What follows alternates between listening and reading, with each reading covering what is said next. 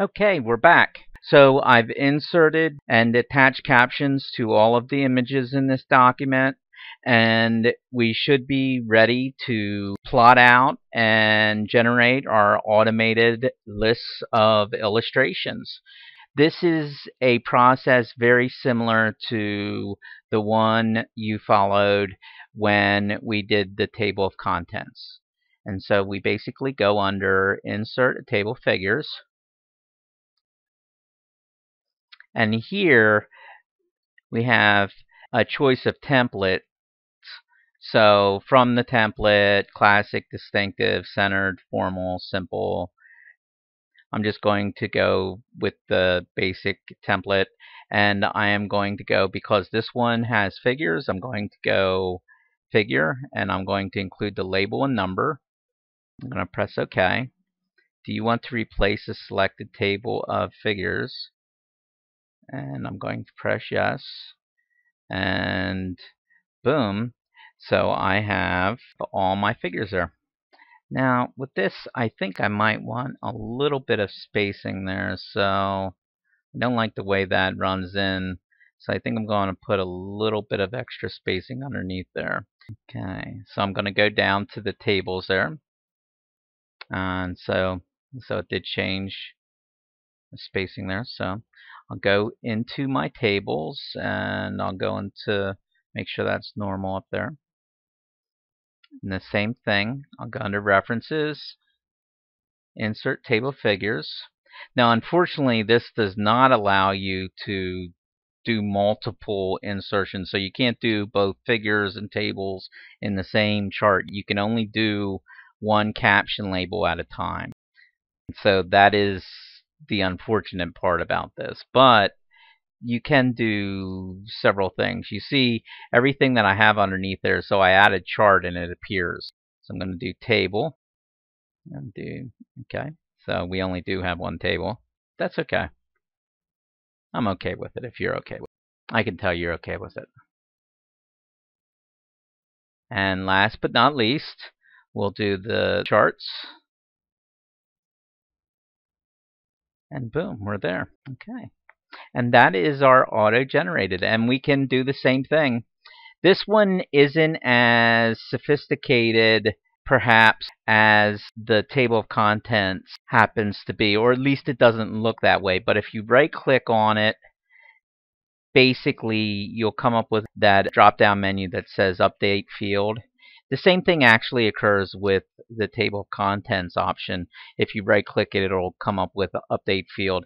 And also, if you go into the References toolbar, both of these, if you notice, has an Update Table option to them, and so you can do that. You don't actually have to go into the list or the table. You can actually go into the toolbar itself and update your documents table of contents or table of figures or list of illustrations as it is here from this right here. Okay. And so you can definitely go in and modify this. One thing that I would say with this is, remember, if you're going to make changes to one thing, it's going to change everything. And so just keep that in mind.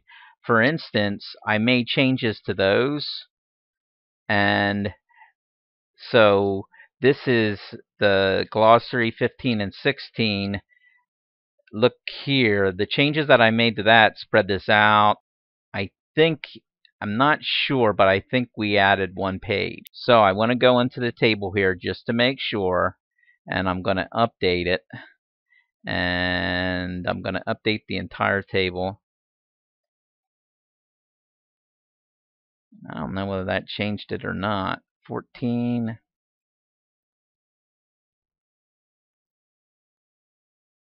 Better safe than sorry.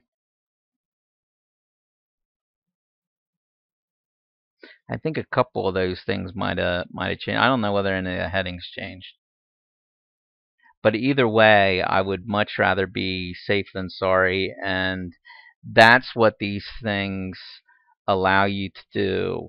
Basically, if you go in, whatever you're changing, it gives you that peace of mind, whereas if you go in there after you've been editing and you update, you can rest assured that, yes, if anything changed, I am covered and everything is updated on the table of contents so that there will be no surprises. Everything will be the way it should be in that reference page or in that table of contents. So that if someone is looking for something, when they go to look for something, the reference in the table of contents or the list of illustrations will be the correct reference. Okay, well, I think that concludes this one. I hope that, as always, this has been a help. And I guess in closing, I would say that for your own projects, there is no shame in just having one consistent label for all of your visuals. Just think of what your rhetorical situation calls for and what is most appropriate for it, and let that be your guide as it is with your communication efforts. Good luck with everything.